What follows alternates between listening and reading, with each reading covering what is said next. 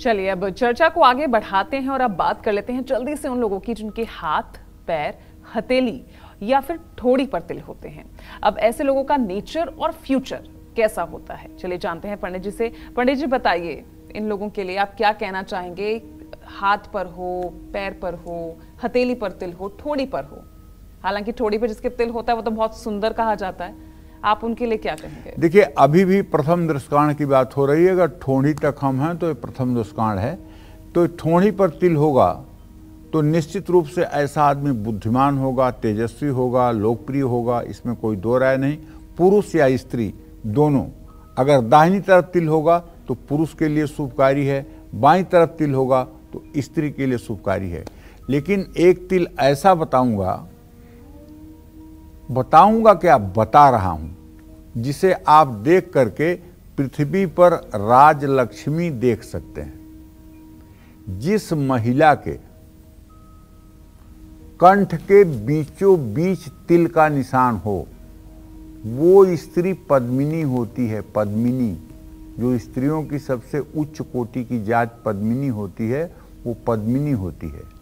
और ऐसी स्त्री यदि जंगल में भी ब्याह दी जाए, किसी भिखारी के साथ भी उसका विवाह हो जाए, तो वो भी चक्रवर्ती सम्राट हो जाता है। जिस कन्या के कंठ में तिल हो वो कन्या पद्मिनी होती है।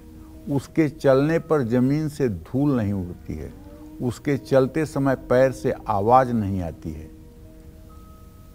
उसके कंठ पतले होते हैं, उसके हाथ की उंगलियों की बनावट, पैर की उंगलियों की बनावट सुडौल होती है। ऐसी महिलाएं आजीवन सौभाग्यवती होती हैं और ऐसी महिलाओं का निवास महलों में होता है। इनके दास दासियां, नौकर चाकर अनगिनत होते हैं। ये आप दिमाग में बैठा लीजिए और ये फलादेश 100% सही होता है।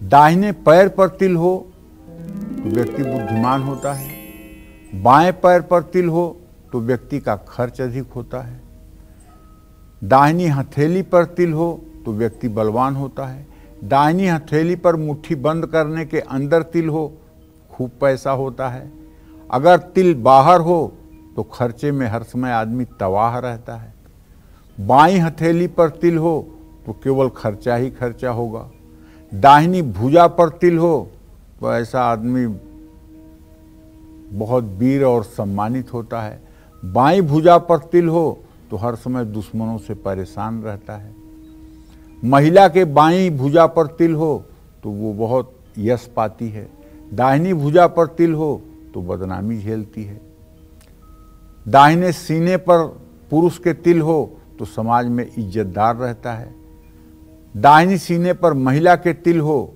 तो उसका पति उसे प्रेम नहीं करता, तिरस्कृत करता है।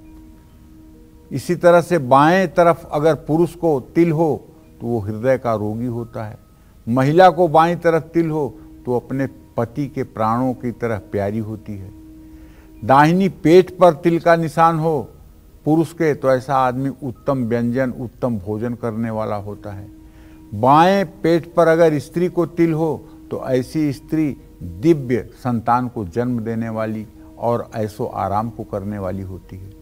तो कहने का मतलब है कि ऐसे लोगों को समाज में उच्च स्थान प्राप्त होता है। बाईं भुजा पर तिल होना झगड़ालू होने का संकेत है, दाहिनी छाती पर तिल होना स्त्री से प्रेम का परिचायक है। लेकिन पुरुषों के लिए ऐसे लोग अपनी पत्नी से बहुत प्रेम करते हैं और बाईं छाती पर तिल होने से स्त्री से हमेशा किसी न किसी बात पर झगड़ा होता ही रहता है। अगर किसी व्यक्ति के माथे पर तिल हो तो वो बलवान होता है, जिस व्यक्ति की ठोड़ी पर तिल होता है वो अपनी स्त्री से अधिक प्रेम नहीं करता है, जिस व्यक्ति की गर्दन पर तिल होता है वो व्यक्ति बहुत आराम पसंद होता है।